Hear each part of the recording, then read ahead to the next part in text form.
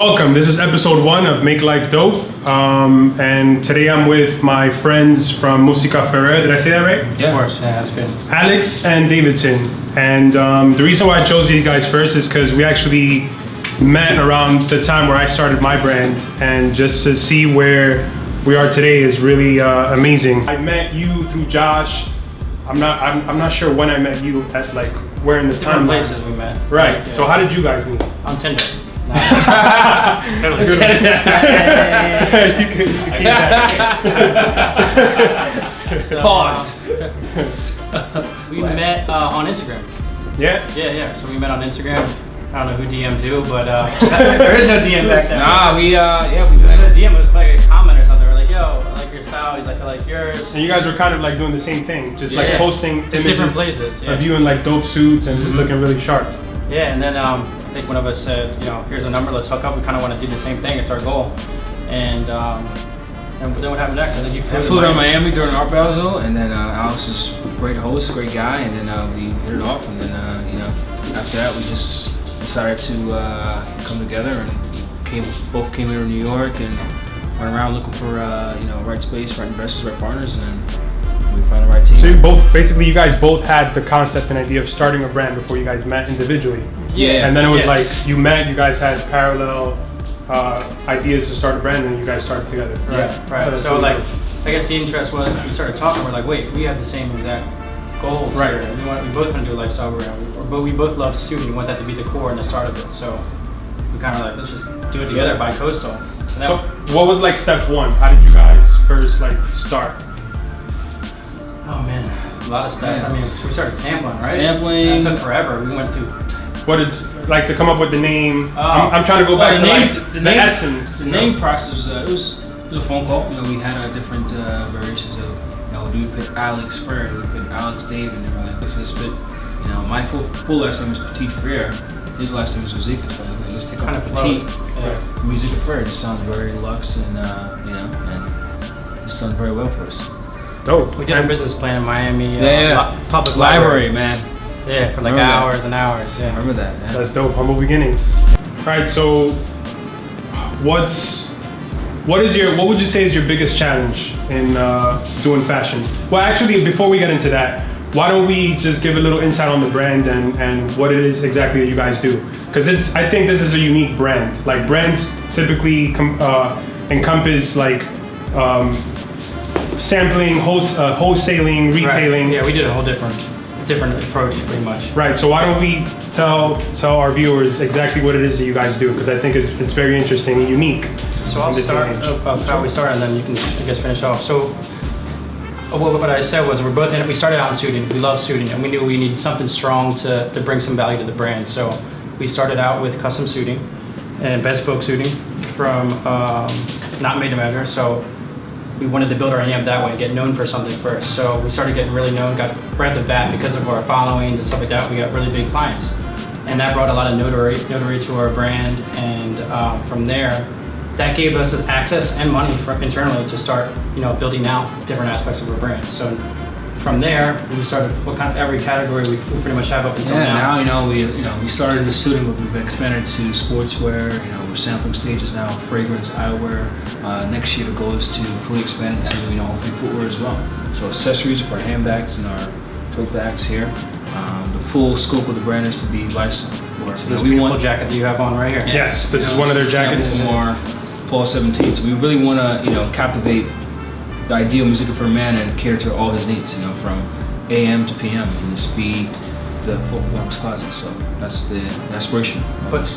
And to your point though, it was a little bit different because a lot of other brands, they need a bunch of money to start sampling, right? And then you see if people, we put all this money in sampling, we have to make all these units, now we got to sell them. So where us, it's kind of reversed. We did it strategically where we already have the client, then we show them the fabrics, then they buy that, and then obviously they already pay for their own goods. So then it's time for us to, then we were able to reinvest into these different avenues of the brand.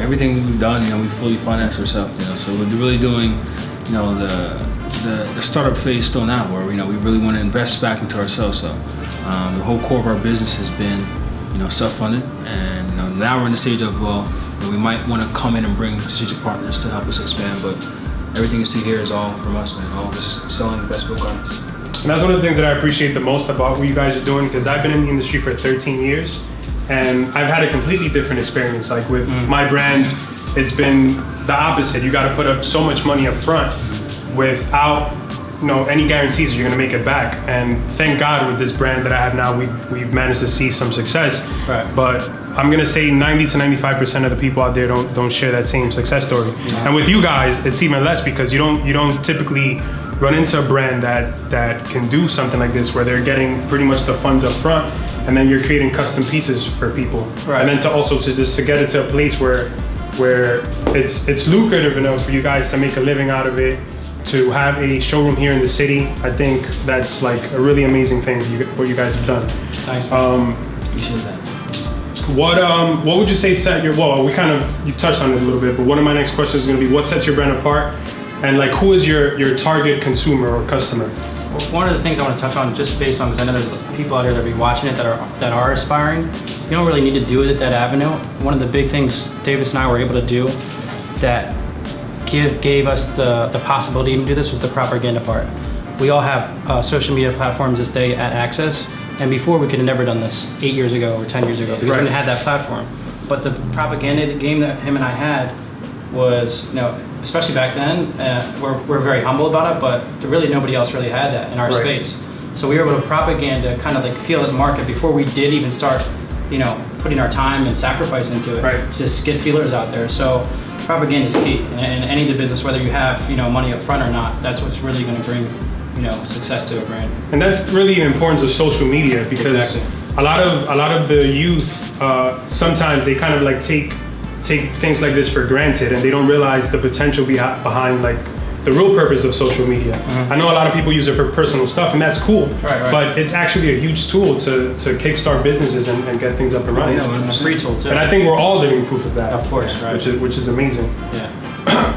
So I know you guys have worked with a lot of celebrities, right? What's been, I guess, your best moment or your highlight thus far? Like, if you had to pick one out of your entire career, what would you say would be the number one biggest highlight? Do you want to pick one? Go ahead. I think I think it's like saying who's your favorite kid, and that's very hard. We started out with Alex's family member worked on Entourage, and we got the opportunity from her, and then that relationship helped us to get right along too. And that's from right along we became very good friends, and Kevin Hart, and then he got us for the Golden Globes and What Now that just came out, and we just did his wedding. So that one relationship from one movie transpired to another 3 big projects that helped us out in terms of the scope. Would you say that was that one thing that kind of kickstarted your business? It kickstarted us in that avenue, which that exposure. We had a good exposure, but same weekend we met Scott Disick. Yeah, that was our first big claim to fame in terms of having a celebrity face in terms of fitting. So after that, it was just a lot easier for us to get the A-listers, because they saw that, listen, if someone's associating themselves with the brand, we've only been a brand for 4 months, and we already have Entourage, and you have Scott Disick, and then same year we did Nas, JayZ, we put JayZ in Alex in his office here. Yeah, that was a great experience. I think that was probably the most humbling experience. That's the only client I was telling Davidson I was ever shaking about, whatever, because everybody's like, aren't you afraid to fit this guy and that guy? I'm like, not even, because we feel like we're the best at what we do in this industry. That confidence helps us get these clients and drive our business. But when you're in a room with JayZ, like, he's not just a rapper, he's not just one thing, he's multifaceted and multicultural. And it was just like our idol that we were gonna fit. So that was really cool. And with me and Alex, you always have the mindset of, just remember that they're as excited to meet you as you are to meet them. Right. So never show any weakness in our end, because once you show weakness, they're just gonna eat you up, We never want to hear the word, I want it for free. So we always keep our composure and stay professional, and then, it's all organic, and, make sure that we give the best service to them and then come back. So. Who's your most loyal celebrity client? Keeps coming back. Celebrity client. We have a bunch, how about Joe Flacco, Katina Mobley, Kevin Hart, Darrell Revis, Darrell Revis, and then a couple of hockey guys. Hockey guys are really loyal. Alexander Steen, the guy's always coming back. That's dope. I think it's actually one of the funniest stories. When we talk about these things, I remember our first fitting. So we built this propaganda, we built this business, and then we got the first call. Davidson was in contact with Marcin Gortat.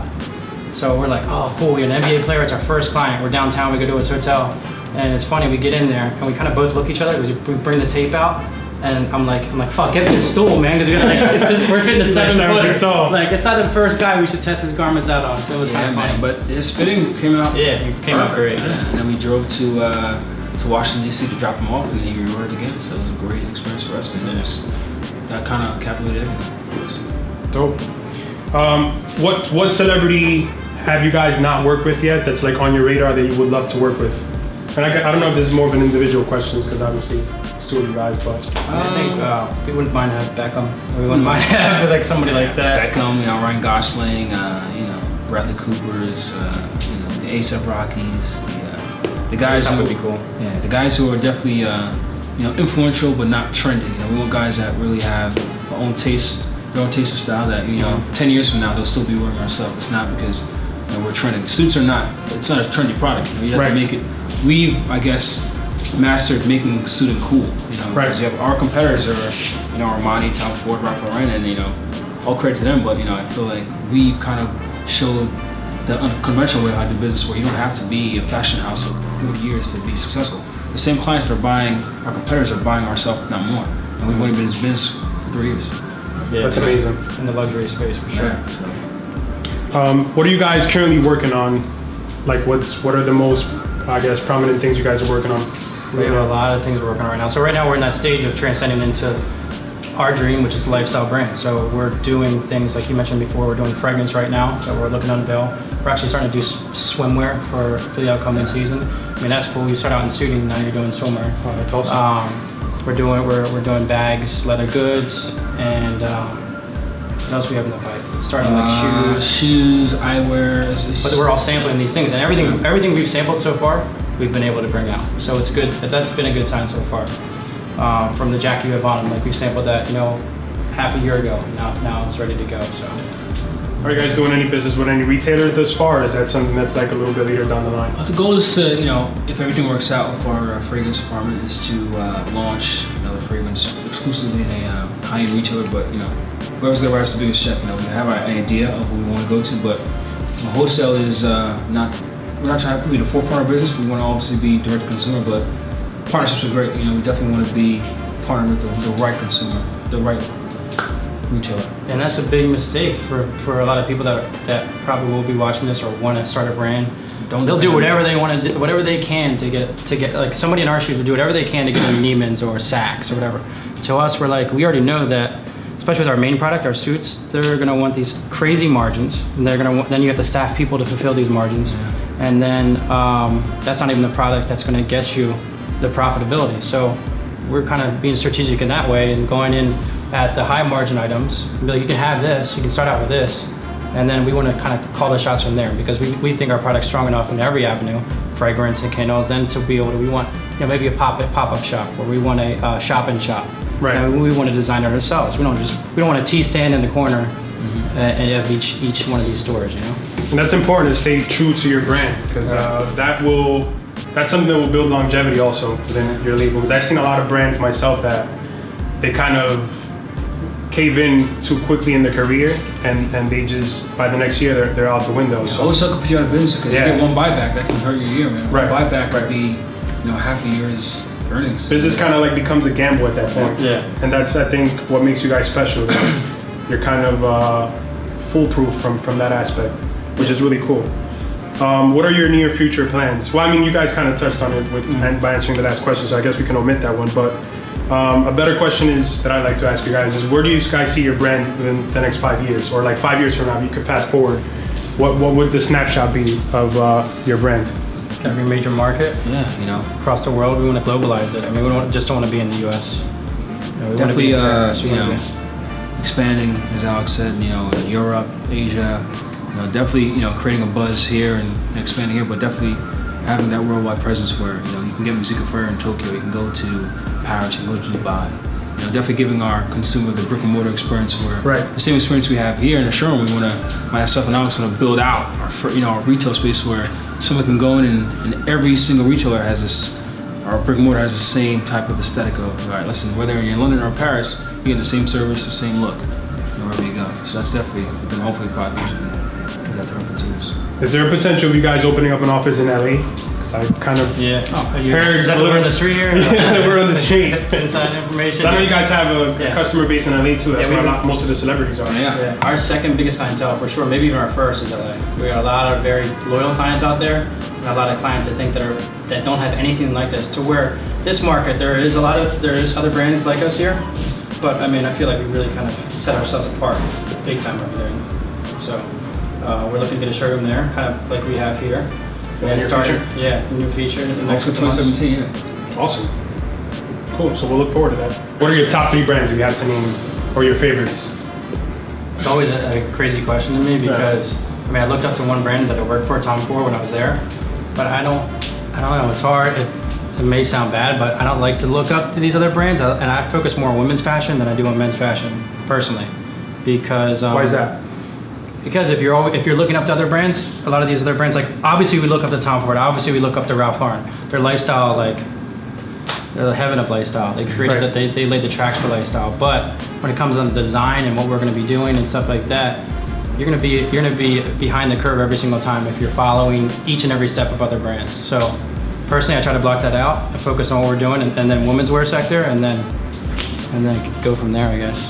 So would you say you got a lot of inspiration from women's stuff? Because I personally do. Yeah, for sure. I think they're ahead of the curve, and they find out what's cool, or they take the risk first for men's fashion. You either see it burn or you see it succeed, and then you see it trickle down to men's fashion. Yeah, women's they have more freedom in terms of expression of color, patterns, fabrications. So it's always good to take what is in a feminine aspect and make it masculine. So there's a lot of intricate things you can always take from women's. And so which women's wear brands are you guys like looking at for just to absorb and get inspired?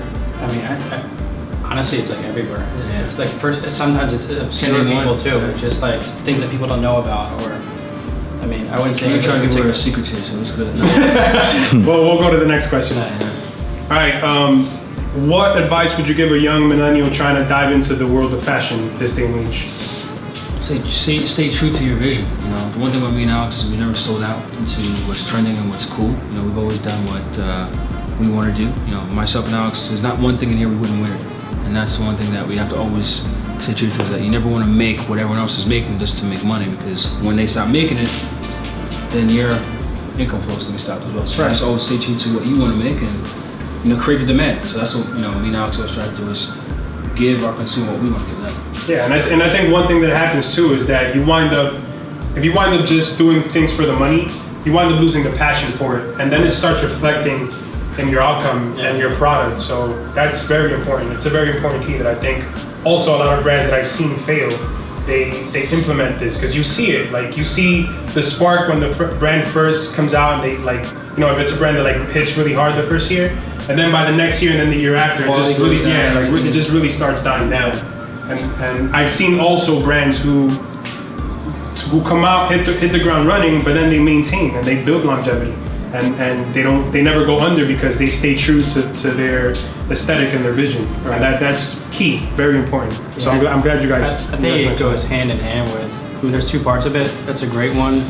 The other is sacrifice. I mean, you got to sacrifice, and people aren't cut out for this. To be honest with you, the people aren't cut out to make $1,500 a month like we had for years, or whatever we had when we started. Still the same salary we started 3 years ago. Or we're not like, they're not cut out to walk away from where they are right now to do what they want to do, or they don't have. You just have to sacrifice. And it's that sacrifice all the time. Yeah. Your family sacrifices the most. Like, do you have the sacrifice to say no to your fiance 5 days in a row? You're not coming home until 9 o'clock, even though you left at 5. It's just one of those things. Like, you got to sacrifice. All of that comes from fear. I've actually been reading this book called Lynchpin. Have you guys heard of it? No. I haven't. No. It's a really good book. I recommend you guys pick it up if you guys are into reading books. And it talks about that one and Serve No Master, which I read before that, and it's also a great book. And it talks about how most of America is programmed to have this fear of things that are going to happen if, like, they lose their job or they try to venture off into a new project or something. Most people don't wind up doing these things because of fear. Right. And it just goes hand in hand with what you just said. So, let's see. The last question is. All right. So, what would you say? Just going hand in hand with the last questions? What would you say are the 5 key essential things to succeeding in this business, if you had to pick 5? Because there's a lot more than 5, but just to select the top 5. So let's just add on to the 2 we already have. I think moving forward is always an obstacle in starting a business, no matter what business you're starting. Davis and I have been able to, like, no matter what the roadblock is, and a lot of people that come to work for you see people around you, there's always asking, well, what do we do if this happens? Well, you know, we gotta keep moving forward. You're either gonna go around the problem, through the problem, or over the problem. Right. So that's one thing. You just always, if you have a plan, a goal, you gotta get there. You can't let things offset you. You can't get, there's just so many obstacles. Moving forward is just super key. And you're always gonna have obstacles, so don't think that it's ever gonna get easier. Right. Again, there's more and more obstacles. Right. There's So you need to learn how to embrace your problems and then learn how to overcome them and just keep your eye on the goal. Because a lot of people, they'll start something and then they'll go through one obstacle and get so discouraged that they'll just give up on things. But you can't give up. And I'm a prime example of that. And just I don't mean to steal the light, but just to add to the point, like my previous brand, we did it for 9 years and we failed. And it was 9 years of our lives. A lot of money went into it, and we failed. And we didn't stop there. We kept going. We started a new brand, and we saw that now to the end. Exactly. And now it's successful. But if it wasn't for that 9-year trial that we had with the previous brand, we would have never been successful with the new brand. So that's another really important thing that you're. Yeah, it's so basic. Yeah. You know, it's like some people overuse it, but it's just so true. Definitely. Yeah. And number 5? I think leading by example. I think when me and Alex first started, it was only myself and him. So it was like we really didn't have any employees, and we had 1 intern, and we didn't have any employees. And then within the past 16 months, we've hired close to over 15 people. And the one thing that Alex and I try to do is always lead by example. And Alex is a very big. I look up to Alex a lot. About things he does that I had to perfect working with our business. Because in the beginning, I wasn't the most sharp guy, but He's a young chap. And, we definitely had our quarrels. I'm a little bit older. Yeah, but I'd be lying if I said things were peachy because I was still learning. When we partnered up, I was 23, so I still had a lot of maturing to do, which I'm still doing today. But definitely, Alex is a big advocate of leading by example, and no one's gonna follow what you're trying to do if you're not doing it yourself. Right. So we always have to be the guys doing the top, doing the best for our employees to do best. And it's good that you guys have the same vision too, and that you guys are able to work together. Because there's a lot of times where it's difficult to find like-minded people that will be on the same page as you. Of course, yeah. They have the same goals for sure. Yeah, they have the same goals and kind of like follow the same lifestyle too. Because like work, family, all of that stuff can get in the way. Right. And that's one of the biggest challenges. It's been 3 years, and the goal is to we're old and gray. Still the same goal. Yeah. 3 years, but still the same goal. It's only getting started now, man. It's crazy what we've done, and definitely with I think 2017 will be a big year for us in terms of expanding and just a lot more rate to wear available products. So it's looking very good. We're very happy. We're very happy with what we've done. Great. Well, I'm glad you guys gave me your time today. So thank you for that. Thank you. And thank you for being the first ones. Thank you, man. Yeah. Cherry, brother. Just so that we can.